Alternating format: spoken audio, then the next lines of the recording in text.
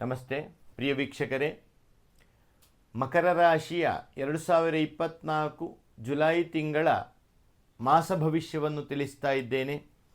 ಈ ಮಕರ ರಾಶಿಯವರಿಗೆ 7.5 ಶನಿಯ ಕಾಲ. ಶನಿ 2.5 ವರ್ಷವನ್ನು ಕಳೆದು ಮುಂದಿನ ರಾಶಿಗೆ ದಾಟಿದ್ದಾನೆ. ಆದಷ್ಟು ಈ ಆಂಜನೇಯ ದೇವರ ಆರಾಧನೆಯನ್ನು, ಶನಿದೇವರ ಆರಾಧನೆಯನ್ನು ಮಾಡುವಂತಹದ್ದು ಉತ್ತಮ. ಜನ್ಮರಾಶಿ ಅಧಿಪತಿ ಧನಸ್ಥಾನದಲ್ಲಿರುವುದರಿಂದ ಈ ಶನಿಯ ಪ್ರಭಾವ ಅಷ್ಟಾಗಿ ನಿಮಗೆ ಬರಲಿಕ್ಕಿಲ್ಲ. ಮಾತ್ರ ಅಲ್ಲ, ಸಾಂಪತ್ತಿಕವಾದಂಥ ಅಭಿವೃದ್ಧಿಯೂ ಕೂಡ ಉಂಟಾಗಬಹುದು.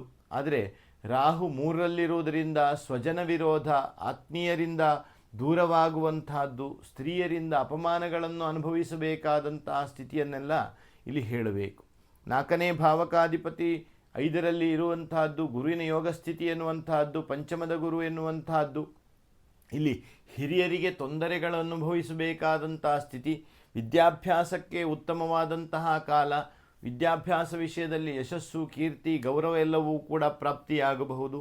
ಶತ್ರುಗಳು ಪರಾಜಯವನ್ನು ಹೊಂದುವಂತಹ ಸ್ಥಿತಿ ಇದ್ದರೂ ಕೂಡ ಆ ಜುಲೈ 19ನೇ ತಾರೀಕಿನ ನಂತರದಲ್ಲಿ ಶತ್ರುಗಳು ಪುನಃ ನಿಮ್ಮ ವಿರುದ್ಧವಾಗಿ ಬರುವಂತಹ ಸ್ಥಿತಿ, ಆ ಅಪಮಾನಗಳನ್ನೆಲ್ಲ ತಂದೊಡ್ಡುವಂತಹ ಸ್ಥಿತಿಗಳೆಲ್ಲ ಉಂಟು.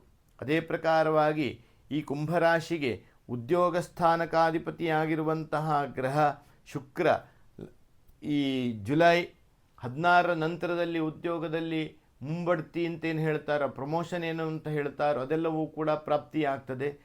ಪ್ರಯತ್ನಕ್ಕೆ ತಕ್ಕುದಾದಂಥ ಫಲಪ್ರಾಪ್ತಿಯಾಗಬಹುದು. ವಿಶೇಷ ದ್ರವ್ಯಗಳ ಪ್ರಾಪ್ತಿಯಾಗಬಹುದು. ವಿಶೇಷವಾದಂತಹ ಸ್ಥಾನಮಾನಗಳೆಲ್ಲವೂ ಕೂಡ ಪ್ರಾಪ್ತಿಯಾಗಬಹುದು. ಶುಭ ಫಲಗಳು, ಉತ್ತಮವಾದಂತಹ ಫಲಗಳೆಲ್ಲವೂ ಕೂಡ ಇದೆ.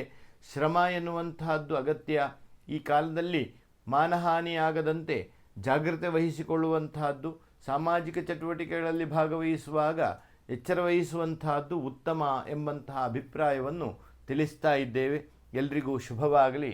2024 ಜುಲೈ ತಿಂಗಳು ನಿಮಗೆ ಭಗವಂತನ ಅನುಗ್ರಹ ಪ್ರಾಪ್ತಿಯಾಗಲಿ ಎಂಬುದಾಗಿ ಹೇಳ್ತಾ ಮಾತನ್ನು ಕೊನೆಗೊಳಿಸ್ತಾ ಇದ್ದೇನೆ.